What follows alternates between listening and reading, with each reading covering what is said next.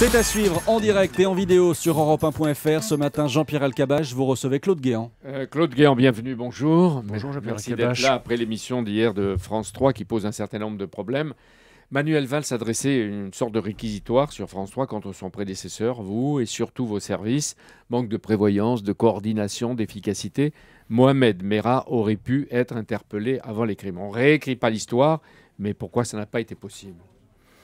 Je crois que dans l'intervention de Manuel Valls, il y avait deux aspects. Un aspect auquel je souscris tout à fait, celui du ministre de l'Intérieur qui souhaite tirer un certain nombre de conséquences d'un événement grave qui s'est produit. Et tirer le leçon de l'expérience, c'est toujours bien. Il y avait un autre aspect qui consistait à dénoncer. Je dois dire qu'il l'a fait d'ailleurs avec une certaine retenue, mais il a quand même dénoncé des dysfonctionnements, c'est le terme qu'il a utilisé. Et à cet égard, je crois que ces accusations étaient complètement gratuites, d'ailleurs, elles n'ont pas été étayées du moindre argument. On va relever un certain nombre. Et ce que j'ai noté, c'est que vous vous souvenez, il y a quelques semaines, à l'Assemblée nationale, Manuel Valls avait dit que la droite, c'était le retour du terrorisme, ce qui avait suscité un très gros incident. Il ne le dit plus. Il avait été désavoué, il a dit ses regrets, mais on sentait bien quand même hier soir, il l'a dit, ce n'était même pas la peine de solliciter ses propos, qu'il considérait que la droite avait subi un échec et que quant à lui, maintenant, ça allait bien. Alors je souhaite, pour la France et même pour lui, qu'il n'y ait pas d'autres événements de ce genre. Mais par exemple, on a fiché S, c'est-à-dire dangereux. Il y en a 4300 S en France, dangereux. Mohamed Merah. On l'a surveillé pendant 7 mois. Et puis on abandonne la surveillance. On l'a donc laissé s'organiser et préparer des attentats.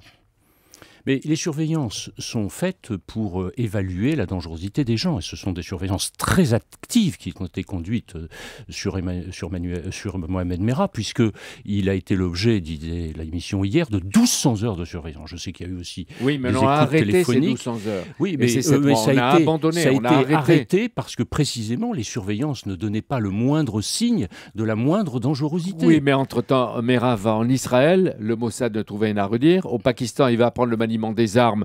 Jusque-là, on lui reproche rien, même pas les Américains. À son retour du Pakistan à Toulouse, un brigadier des CRI débriefe son voyage, il le laisse partir. Ça va pas. Il y a des défaillances là. Comme vous le dites très justement, Jean-Pierre Elkabbach, il a été contrôlé en Israël, il a été contrôlé en Afghanistan, et tant les services israéliens que les services américains n'ont rien trouvé à redire. Alors aujourd'hui, il y a un certain nombre de renseignements supplémentaires, comme par exemple l'entraînement qu'il a suivi au Pakistan, qui arrivent. Mais ce sont des renseignements qui sont venus après, on ne le savait qui sont pas. venus Vous récemment. voulez dire qu'on ne le savait pas. Bien sûr que non. Vous avez été informé bien sûr que non. Après coup. De la même façon que hier, effectivement, la télévision nous disait que c'est scandaleux, qu'il était l'objet d'une fiche S et qu'il a été passé au travers des mailles du filet. Qu'est-ce que c'est une fiche S? C'est une fiche de mise en attention. Et si vous n'êtes pas contrôlé, eh bien, il n'y a rien qui soit manifesté concernant votre passage, par définition. En prison quand pour un des Français... petits actes de délinquance, monsieur Claude Guéant, Mohamed Merah, il va en prison, il s'est islamisé, auto-radicalisé. Et pourquoi l'a-t-on laissé sous l'influence des salafistes à ce moment-là ? Et quand il est sorti, est-ce qu'on ne voit pas qu'il va y avoir... Il a été surveillé dans ses relations avec des milieux salafistes de Toulouse. Des milieux qui, de l'avis des services, étaient certes convaincus sur le plan idéologique d'une certaine orientation de leur foi, mais qui n'ont jamais donné le moindre signe d'un passage à un acte criminel. Mais par exemple, hier on apprend, enfin moi j'apprends, que les policiers ne le voient ni sortir de son immeuble qu'il contrôle. C'était la fameuse nuit, ou une des nuits où vous étiez là, vous-même, responsable. Et on ne le voit pas entrer, toujours par les portes de service qui n'ont pas été contrôlées. Et il peut être resté dehors 6 ans, il pouvait ou tuer, ou se suicider, ou s'évader. Comment est-ce possible ? Ça, c'est vrai que dans cette affaire, je ne m'explique toujours pas pour ma part, sauf par déduction, comme les journalistes le font, cette absence, cette possibilité qu'il a eue. C'est une faille dans le dispositif que nous avons mis en place. Oui, je l'ai toujours reconnu. Il est sorti plusieurs heures sans qu'on s'en rende compte. Alors, à la décharge des services, je voudrais dire que leur objectif, c'était de mettre en place une surveillance sans se faire repérer, ce qui est un petit peu contradictoire. Oui, et l'opinion a du mal à comprendre pourquoi, Claude Guéant, il n'a pas été récupéré vivant. Oui, tout simplement parce qu'il a agressé les policiers, contrairement à ce qui s'est dit, y compris hier sur votre antenne, au travers de la bouche de M. Chenouf, que j'ai entendu. Qui ne vous porte pas dans son cœur. Oui, je ne sais pas pourquoi. Le ministre de l'Intérieur, Claude Guéant, n'est pas une référence. Je suis pas obligé d'être la référence de tout le monde, mais enfin, j'ai du respect pour M. Chenouf et pour sa douleur en tout état de cause, ça c'est certain. Mais ce qui est sûr, c'est que la loi française, d'abord, fait que les policiers ne tirent qu'en état de légitime défense. Et de surcroît, l'instruction a été donnée par mes soins jusqu'au dernier moment de tenter de l'interpeller, de le prendre vivant pour le déférer à la justice. Moi, je suis le premier à dire, comme Manuel Valls, que c'eût été salutaire pour notre pays, comme les familles le disent, qu'il y eut un procès. Ceci dit, quand les policiers se sont présentés, il leur a tiré dessus, les policiers ont riposté. Selon un avocat de la famille, l'enquête démontre qu'il existe un troisième homme. Est-ce que pour vous c'est possible ? De ce que je lis dans la presse, le frère Abdelkader a déclaré que lorsque il a volé le scooter, il y avait un passager avec lui et il a toujours refusé de dire qui il était. Le deuxième homme, c'est son frère Abdelkader qui est en détention provisoire. Est-ce qu'il est imaginable que le frère soit libéré ? Ça, c'est à la justice de le dire. Et votre avis ?